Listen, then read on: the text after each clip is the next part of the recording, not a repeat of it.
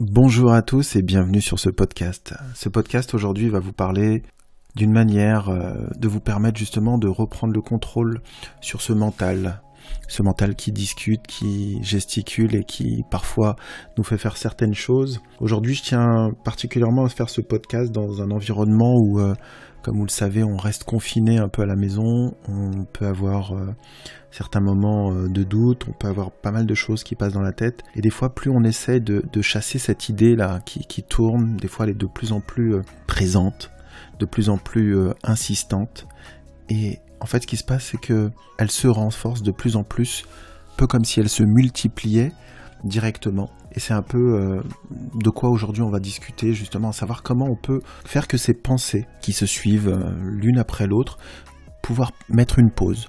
Il faut savoir aujourd'hui que statistiquement, on a plus de 60 000 pensées par jour, et que dans ces 60 000 pensées, une grande majorité est liée un peu à notre environnement, à notre conditionnement.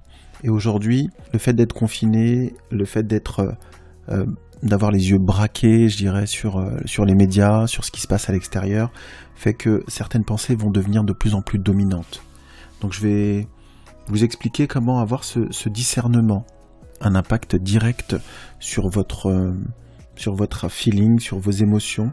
Donc il faut savoir que vous avez 5 sens, entre l'ouïe, l'odorat, le goût, le toucher, le visuel. À travers ces 5 sens, vous allez pouvoir percevoir le monde extérieur. Percevoir le monde extérieur pour avoir une représentation à l'intérieur de vous. Une représentation dans votre cerveau. Et c'est à travers de cette représentation que la chimie à l'intérieur de votre corps va se mettre en place.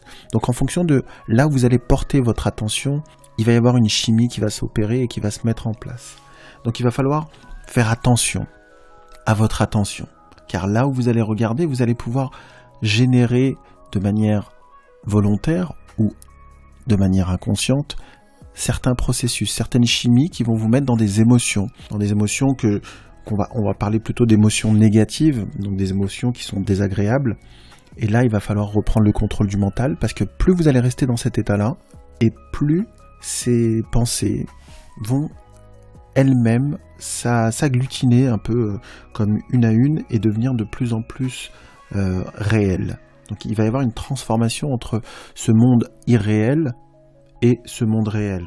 Et la première notion qu'il faut avoir, je dirais le premier réflexe qu'il faut avoir dans ces cas-là, en fait, c'est justement de s'auto-observer. C'est ce qu'on appelle dans les techniques de thérapie brève la position méta.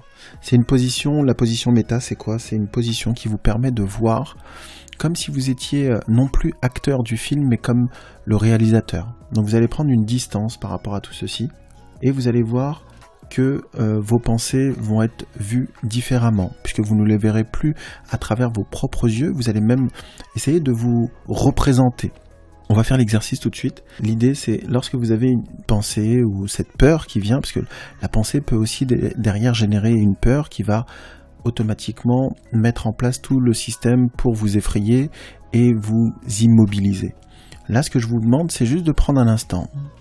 C'est de prendre une première inspiration, de fermer les yeux très calmement et de vous imaginer, vous, dans cette pièce, dans l'endroit où vous êtes exactement, et de vous regarder vous-même en train de voir ce qu'il se passe lorsque cette pensée elle-même intervient sur vous, en étant dissociée. Donc vous allez regarder, comme si vous regardiez à travers, je dirais un hublot, vous vous regardez vous-même, et vous regardez ce que ça impacte.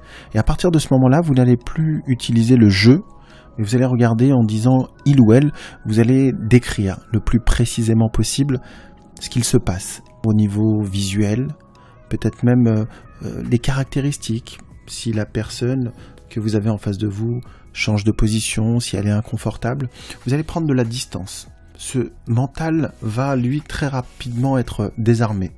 Pourquoi ? Parce qu'il ne participe plus. Donc ce mental, cet ego, certaines fois, ne participe plus à son propre jeu. Pour être plus précis, ce mental, il a souvent un besoin très très fort, d'être au milieu de cette attention. Dès que vous allez le délocaliser, il va chercher par tous les moyens, par d'autres stratégies, à revenir au centre de la lumière. Mais justement, en vous auto-observant, vous allez voir que cette attention ne sera plus mise sur votre ego à l'intérieur, mais à l'extérieur, et vous allez avoir une photo qui va être beaucoup plus globale. Et à partir de là, vous allez diminuer votre niveau d'anxiété. Et du coup, ça va participer concrètement à cette agitation qui va baisser nettement. La meilleure manière d'observer, c'est de regarder avec détachement, de ne plus s'imaginer à la place de la personne, mais de se détacher. Voilà pour ce premier podcast, j'espère qu'il vous sera utile et je vous souhaite une très belle matinée, soirée, après-midi et je vous dis à très vite.